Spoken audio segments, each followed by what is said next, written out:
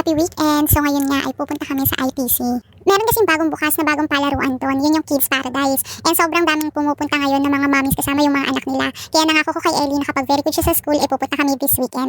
Monday nga nung sabihin ko kay Ellie na pupunta kami sa ITC para puntahan tong Kids Paradise. Kaya everyday pagkagaling namin sa school, lagi nga akong kinukulit kung pupunta na ba kami. Pero sabi ko nga sa Sabado na para walang pasok. Medyo maulan din kasi nung mga nakaraang araw kaya hindi na naman kami makalabas. Ang plano ko sana pagkatapos ng school niya saka kami dediretso dito.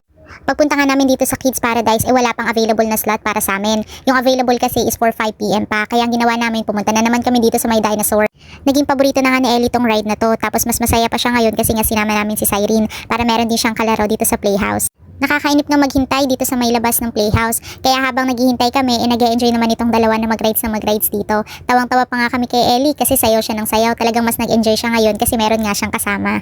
Si Ellie nga yung bata na sobrang mahiyain. Talagang kapag bago siya sa isang lugar, nahihirapan siyang mag-adjust at saka sumali sa mga ibang bata. Kasi nga masyado siyang sheltered. Dito kasi sa amin sila lang naman nila Cyrene at Savannah ang magkakalaro. Wala siyang masyadong mga nakakalaro kaya kapag nilabas namin siya at meron siyang mga nakahalubilo na ibang bata, medyo nahihiya siya makipag-usap at makipaglaro sa kanila.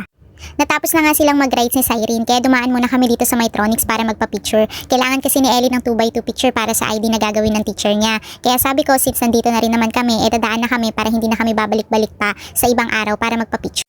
After nga mapicturean ni Ellie, naghintay pa kami ng 10 minutes para matapos yung picture na piniprint. Tapos dumiretso na rin kami dito sa may playpen kasi nga 5 PM na at pwede na silang pumasok sa loob. Una nga silang dumiretso dito sa may palaruan na parang merong mga marble. Kahit ako nga nag-e-enjoy kasi ang sarap sa tapak-tapakan itong mga marble na to. Tapos nakipaglaro na rin ako kay Ellie kahit papaano pati ako nag-e-enjoy. Tuwing Sabado at Linggo nga wala rin kaming pasok sa work. Sakto rin nga na wala din namang pasok sila Ellie sa school. Hanggat maaari talaga kapag Sabado at Linggo pinipilit namin na makalabas kami kahit papaano para makagala. Ito na rin kasi yung pinakang-bonding moments namin. Buong Monday to Friday kasi busy kami sa trabaho o kaya naman busy din sa school. Full-time kasi ako bilang isang virtual assistant kaya hanggat maaari pinipilit ko talaga na tuwing day off ko mailaan ko para makabanding si Ellie Boy. Madalas naman na silang dalawa lang talaga ni daddy niya ang magkasama. Part-time lang naman kasi si Aaron kung ano yung mga available na trabahong meron ako or mga task na pasobra na hindi ko na kayang i-handle. Yun yung mga trabahong ipinapasa ko sa kanya. Kaya mas madalas talaga na ako lang yung full-time at siya mas madalas na nag-aalaga kay Ellie. Yung ganitong setup nga ay nakasanayan na namin simula nag-start kaming magtrabaho as virtual assistant way back 2021. Simula baby nga si Ellie, nasanay na siya talaga na gabi-gabi nagtatrabaho yung nanay at tatay niya. Kaya isa na din yan talaga sa mga dahilan na bihirang nakakalabas si Ellie. Inilalabas namin siya tuwing hapon, pumupunta kami sa bahay ng lolo at lola niya. Malapit lang naman kasi yung bahay nila, kaya tuwing pumupunta kami doon, pinipilit namin na makipaglaro siya doon sa tita niya. Meron nga lang din siyang isang kalaro doon sa bahay ng lolo at lola niya, yun ang kanyang tita Sandra. Mabuti na nga lang nitong nag-start ang kinder, talagang ang laki din ng mga pagbabago kay Ellie. Medyo nagiging independent na nga siya at talagang marunong na siyang makihalubilo sa mga ibang bata. Nakikipaglaro na rin siya at nakikipagkwentuhan sa mga classmates niya. Medyo hirap pa din siya kasi noong una talagang pahirapan, pero sa ngayon kahit papaano malaki na yung improvement sa kanya. Ang ganda nga rin na yung classroom ni Ellie Boy talagang malapit lang doon sa classroom ni Cyrene. Si Cyrene kasi sobrang close nila dahil sila lang naman ang laging magkalaro. Kahit na lagi silang nag-aaway, sila pa din ang laging magkasama. Kaya natutuwa kami nung nalaman namin na yung classroom nga ni si Cyrene ay malapit lang sa classroom ni Ellie Boy. Tuwing matatapos nga ang klase nilang dalawa ay naghihintayan sila dahil halos magkatabi lang din naman ang classroom nilang dalawa. Kaya depende na lang kung sino mauuna sa kanila, yun ang maghihintay sa may labas ng kanya-kanyang classroom nila. Hindi pa nga namin talagang totally iniiwanan si Ellie Boy, naghihintay pa kami sa may corridor na malapit dun sa classroom niya. Pero hanggat maaari, pinaparamdam namin sa kanya na kapag naihatid na namin siya sa classroom niya, umuwi na kami. Pero ang hindi niya alam, nandun lang talaga kami sa labas. Sa mga susunod na araw, maaring iiwanan na rin namin siya para totally matuto na siya talaga ng solo niya lang.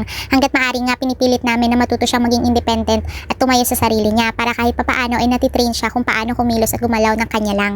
Si Ellie kasi yung tipo ng bata na kailangan bago kami pumunta sa school kakausapin muna naming mabuti lalo na dito sa bahay. Bago nga kami umaalis, halos araw-araw kinakausap ko siya na siya na lang mag-isa talaga sa classroom. Iiwanan na namin siya. Kaya talagang nire-ready namin yung mga gamit niya, pati yung snacks niya. Yung juice nga niya na binabaon niya, lagi ko na rin nire-ready pati yung straw para hindi na siya mahirapan. Hanggat maaari talaga yung pagiging independent niya, yun ang sinasanay namin sa kanya habang bata pa siya.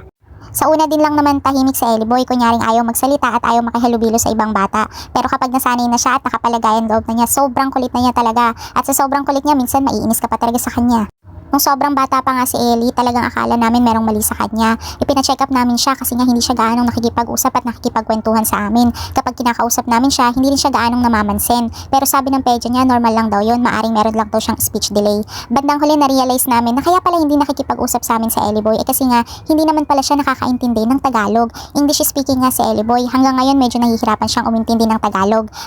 maaring ang isa pang ang factor nun kasi lagi siyang nakakapanood ng mga palabas sa TV ng mga English. Kaya ang unang language na natutunan niya talaga ay English. Simula nga nung ma-realize namin na English speaking pala yung bata, talagang kinakausap na rin namin siya ng English para lang makipag-communicate sa kanya. At nakakatuwa nga na talagang English speaking nga talaga siya, kaya ganun siyang hindi namamansin sa amin.